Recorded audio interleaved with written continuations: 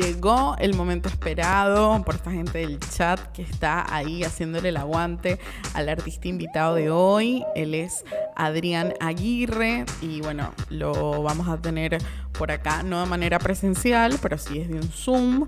Ya Pluma me dice en los controles que él está allí esperando.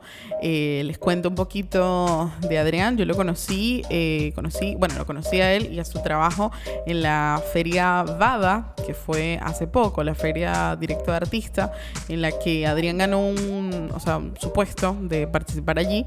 Y conocí su obra y me pareció súper interesante. Y bueno, nada, le escribí a ver si quería estar con nosotros y bueno, dijo que sí. Así que nada, sin más, vamos a estar hablando un poco de él, de su obra y sus inspiraciones y su proceso creativo. Sin más, bueno, le doy la bienvenida a Adrián Aguirre. Hola Adrián, ¿cómo andas? Bienvenido a Salvada por el Arte. Hola, ¿cómo están? No sé si se me escucha. Te escucha perfecto. Te escucho, te veo. Y creo que, bueno, aquí la gente también en el chat confirme. Mira, mucha gente está por ahí haciéndote el aguante. Así que qué buena convocatoria hiciste. Sí, ahí quería ante todo como agradecerles a ustedes por el espacio para poder contar un poco de mi trabajo y nada, a vos por contactarme y por darme el espacio de poder charlar un ratito con ustedes. Y esos saludos y nada, también ahí quería agradecerles a los chicos que son alumnos míos de un taller que doy en Villa 20, que es un taller de muralismo que doy con una amiga también muralista que se llama Mirela Vega, y ahí hay varios chicos y alumnos que ahí están mandando mensajes en el... Qué lindo. Sí, bueno, de hecho, quería que habláramos de eso, quería que habláramos de esos murales comunitarios que vi que llamabas allí en Instagram. O sea, coméntanos un poco cuándo empezó, cómo es la movida. Háblanos un poco de eso.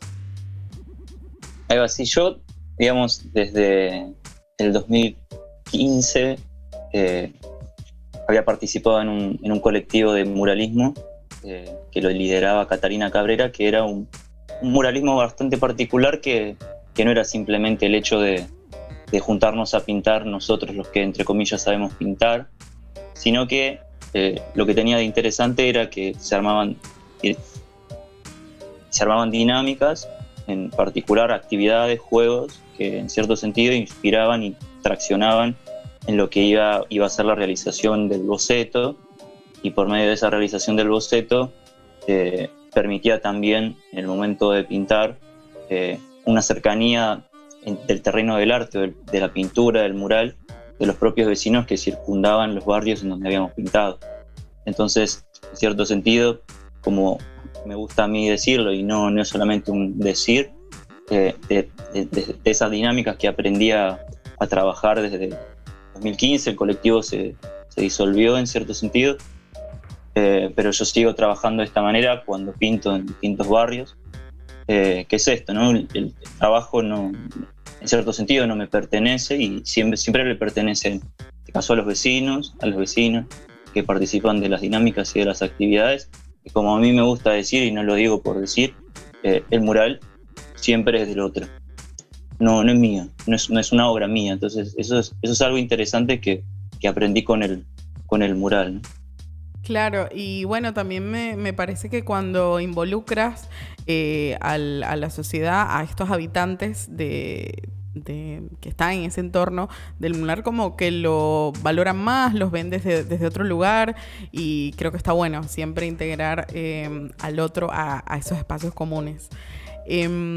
Y te quería preguntar de la serie Juegos en Alto, que estuve viendo también en Instagram. Bueno, tuve la oportunidad de verlas en físico en Balam y me pareció increíble, pero quiero que nos comentes un poco acerca de esa temática que vienes trabajando. Bueno, sí, esas habían sido una de las últimas pinturas que había empezado a hacer, como, entre comillas, como más mi trabajo más de obra de caballete o de bastidores. Y un poco surgen de una anécdota de un viaje que había podido también hacer en un encuentro de muralismo que habíamos viajado a Cusco con dos amigos, con Mirela Vega, con la que doy el taller, y otro compañero. y habíamos hecho una parada estratégica en La Paz, y de La Paz fuimos en micro a Cusco luego, ¿no? Y Mirela, como ella es boliviana, hizo como una especie también de acompañamiento y de guía, y cuando estuvimos como paseando por los mercados en el Alto, un poco lo que me había sorprendido había sido el contraste en muchos sentidos, tanto arquitectónico, geográfico, incluso económico, en relación a cuando uno iba caminando por las calles del Alto. Las casas y las viviendas son bastante precarias por el clima, que en cierto sentido no se revocan los frentes, o incluso también por las propias también condiciones económicas que también suceden ahí en el Alto, en La Paz, y de golpe se levantan unas cosas enormes que son como terriblemente revocadas, con mucho vidrio, con mucho color, que es un tipo de arquitectura andina de un arquitecto boliviano que se llama Freddy Mamani. Y yo cuando los vi por primera vez no sabía qué era lo que... No hacía sentido eso tan gigantesco y tan llamativo, tan luminoso, tanto vidrio y tanto color, tanto revoque. Y yo cuando lo vi por primera vez dije, no, esto es una especie de nave espacial o robot, o es algo de otro planeta. Y en cierto sentido eso es lo que me inspiró un poco a hacer ese juego entre... tratar de recuperar esa misma sensación que tuve cuando yo vi esos edificios. Un poco cuando me los ponía a pensar, cuando estuve preparando para esta exposición en Bada, también me daba que pensar esto de que esos contrastes o esos excesivos de revoque también no eran solamente también no es algo que me llamaba la atención solamente la ostentosidad de los frentes, sino también también ese tipo de ostentación también termina refiriendo o hablando de la brutal también diferencias económicas y sociales que también acontecen ahí en el Alto, que bueno, en ese sentido ahí también se recuperan algunas cosas de otras obras que ahí veo que están pasando, que sí, también un poco recuperan eso. Genial. Sí, no, bueno, primeramente supongo Alto Viaje fue el que te mandaste a Bolivia, te debió abrir la cabeza completamente y bueno, de ver otra Latinoamérica también, ¿no? O sea, otros colores, otras personas, no sé, estética completamente.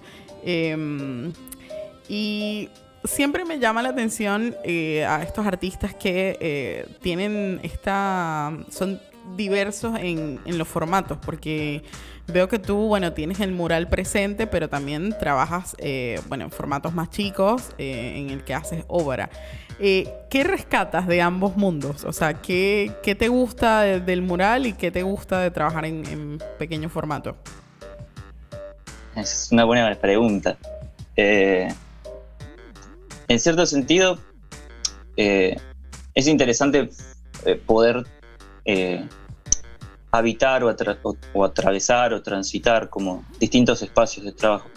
Digamos, uno podría decir como a primera instancia que los dos espacios como de trabajo son muy distintos, ¿no? Porque cuando uno produce o pinta, entre comillas, su propia obra en su taller o en su casa o en el espacio en el que uno pueda producir, uno está como, en cierto sentido, como tranquilo, cómodo, no se siente uno interpelado por algo que lo circunde, a menos que, no sé, por ejemplo, la semana pasada se tuvo que cambiar un calefón en mi casa, ¿no? Entonces uno no puede pintar, ¿no?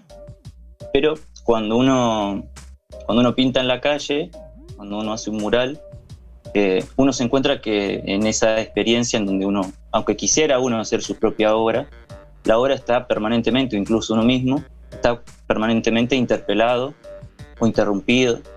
Y eso en cierto sentido también constituye o hace parte o es la parte principal de lo que acontece cuando uno pinta un mural, ¿no? Este no poder, en cierto sentido, sacarse de encima una interpelación, sea de alguien que pasa y pregunta, o alguien que le incomoda que uno esté pintando, o de distintas situaciones, ¿no? Que uno no espera. O sea, hay como, uno podría decir que cuando uno pinta el mural, la experiencia de pintar un mural, para mí, yo cuando lo pienso, es la propia experiencia de del acontecimiento, ¿no? Es algo que uno no puede calcular del todo, ¿no? Hay un tipo de cálculo cuando uno planifica un boceto de un mural, pero la misma práctica o la propia experiencia del mural es un acontecimiento que tanto, no sé, el artista o el muralista no puede controlar del todo. No puede sacarse de encima esa interpelación que siempre viene del otro. Y en cambio, por ahí, cuando uno se pone a dibujar en su taller, uno está como medio ahí, medio cerrado, medio en su casa o en su taller, y un poco como que se cierra uno a esa interpelación o a esos llamados. Pero creo que a veces está bueno ver cómo uno puede también pensar en esos dos ámbitos y no excluirlos, sino ver cómo también uno y otro también pueden como reclamarse o llamarse uno al otro. Que ese creo que también es como una de las tareas que trato de ver cómo también cruzar. Claro, totalmente. Me imagino que debe ser tal cual un aprendizaje y bueno, una libertad en algunos momentos, y en otros, bueno, como el de verse en esas situaciones. Como dices, si a una persona, bueno, se copa en ver el mural o no. Y bueno, ahí va. Otra cosa que me gustaría consultarte, y bueno, ya la última pregunta por cuestiones de tiempo, sería tu proceso creativo. O sea, ¿cómo? Entiendo que en el de juegos en el Alto, bueno, estos niños fueron como tu inspo, pero en tu obra en general, o sea, ¿cómo pasa esa idea que tienes al lienzo o al mural? O sea, ¿cómo viene? Y bueno, también me gustaría hablar de esta última obra que subiste en tu Instagram, que por cierto les digo es @adri_aguirre346. Bueno, es una obra, dice, versión argenta del cuadro Apolo tocando el laúd de Caravaggio, y bueno, que lo protagoniza la persona del momento, ¿no? Elegante. Cuéntanos un poquito. Sí, bueno, puntualmente es como, pensándolo así en retrospectiva, a veces uno no se puede tomar el tiempo a pensar por ahí estas cosas y están buenas, ¿no? Como el espacio que habilitaste. Yo creo que cuando uno se ve llamado como a pintar, en este caso varias de las series, que también en este caso entraría la de Aquí se de elegante, yo tengo al tener una formación también de estudios de arte, de secundario y terciario en la Escuela Lola Mora, ahí yo aprendí mucho. Tengo por ahí una formación clásica, me gusta mucho la pintura y el dibujo, pero lo que en cierto sentido a veces lleva mucho más tiempo es ver, bueno, qué es lo que uno hace con esas herramientas, ¿no? Y en cierto sentido, para hablar, por ejemplo, de esas obras, la de Elegante, para también cruzar esto, sí. Es ver cómo uno podría decir que cómo podríamos, en cierto sentido, pensar también como la historia de las imágenes o la historia del arte, y ver cómo uno las podría en cierto lugar darle una interpretación, una interpelación de algo que a uno le circunda o le convoca, ¿no? Como decir, bueno, cómo uno podría leer la historia del arte o la historia de las imágenes, como por ejemplo ese cuadro de Caravaggio de Apolo tocando el laúd, pero insuflándolo, atravesándolo, cruzándolo con algo que en cierto sentido nos hable acerca de nuestra cultura popular o de nuestra propia idiosincrasia o de nuestra propia cultura, de nuestra propia sociedad. Y eso es también de las otras series que también están mostrando ustedes por ahí, que también siempre hay como un poco eso, como cuando uno, no sé, mira un cuadro, por ejemplo, cuando uno mira el Guernica, o cuando uno mira, no sé, cualquier cuadro, cuando uno lo está estudiando historia del arte, decís, bueno, a ver, uno siente que es un cuadro demasiado lejano y a veces uno se olvida muchas veces de que, al menos para mí, como me gusta pensar y trabajar y vivir cuando pienso en el arte, no sé, me gusta mucho una cita de Jacques-Luc Nancy que dice, el arte da a sentir, es una interpelación, uno no puede no no hacerse cargo de una interpelación o de un mundo que a uno lo circunda, ¿no? Y ese mundo puede ser el mundo de las imágenes, historia del arte, pero también lo que pasa a la vuelta en casa, o en nuestra propia realidad cotidiana. Entonces, un poco esos trabajos iban apuntando a eso. Y en parte creo que todo mi trabajo se tendría que decir. Y esas cosas quizás las pude aprender también mucho con el trabajo del mural.